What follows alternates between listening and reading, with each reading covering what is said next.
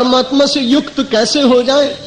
परमात्मा से आप युक्त तो होते हैं, आप भक्त भी हैं, लेकिन जैसा अभी पंडित प्रेमाचार्य शास्त्री जी ने कहा कि मंदिर के बाहर चले जाने के बाद वो आपकी भक्ति भावना शाश्वत रह पाती है कि नहीं, ये स्वयं विचार करने की बात है। वो भक्त निरंतर परमात्मा से विभक्त ना हो, इसके लिए तो श्रीमद् भगवत गीता का श्रवण करना है, इसके लिए तो गीता जयंती का पर्व मनाना है, उत्सव मनाना है, स्वाध्याय करना है, उसके चिंतन सरोवर में अवगाहन करना है। युक्ताहार विहारस्य, इसलिए आहार व्यक्ति को कितना चाहिए, कैसा चाहिए, इसके संबंध में गीता में बहुत विशद वर्णन किया गया है। अन्य महापुरुष आपको उसका वर्णन करेंगे, लेकिन जिसके द्वारा आपको आलस्य न आता हो, आपकी वृत्तियों में तमोगुण और कामना की वृत्ति बहुत वृद्धिंगत न होती हो, उसका निर्णय प्रत्येक व्यक्ति अपने अपने आप से अपनी दृष्टि से करने का यत्न करे। जिसमें हिंसा होती है, अगर अपनी उंगली कट जाए तो तुरंत आप देखते हैं कि जॉनसन की कहीं पट्टी पड़ी है कि नहीं। प्राय सभी लोग अपने घर में रखते हैं, डॉक्टर के पास जाने से पहले जल्दी से पहले उसको ही चिपकाते हैं, और फिर उसके बाद किसी चिकित्सक के पास जाते हैं।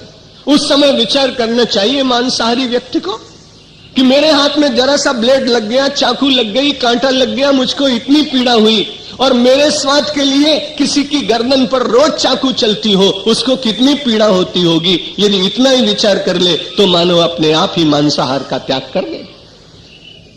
वास्तव में अपना सा दुख जो सबका जानता है, उसी को तो परमात्मा मिलते।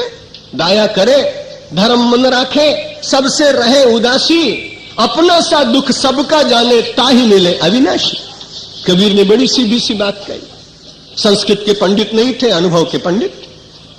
उन्होंने कहा, भाई संसार में तुम अविनाशी से मिलना चाहते हो, विनाशी तो आपको रोज मिल रहा है, और वो जब छूट जाता है तो थोड़े दिन का कष्ट होता है, फिर आप अभ्यस्त हो जाते हैं।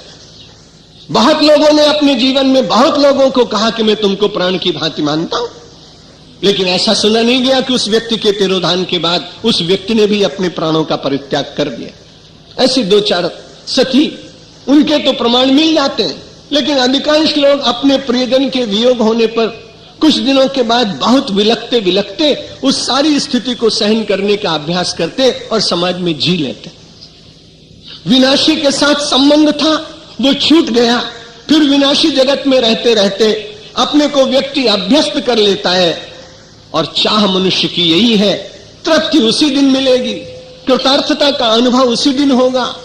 मनुष्य सारे लाभों को बहुत छोटा लाभ मानने लगेगा उस दिन, जिस दिन अविनाशी का दर्शन होगा, अविनाशी की अनुभूति होगी। जो इष्ट, जो सगुण साकार को मानते हैं, उन्हें दर्शन होता है भगवान का। जो निर्गुण निराकार वेदांत पद्धति से भगवान की उपासना करते हैं, उनको उस अविनाशी की अनुभूति होती है अंतर में। अंतर की अनुभूति और प्रकट रूप से भगवान के दर्शन करने के बाद जो सुखानुभूति, दिव्यानुभूति, उन दोनों अनुभूतियों में अंतर नहीं। क्योंकि अंततो गत्वा इष्ट का दर्शन करते करते वो परमात्मा सब जगह सर्वत्र व्याप्त ही तो दिखाई पड़ता है। उसे कहीं ऐसा स्थान दिखता नहीं जहां उसका भगवान ना हो।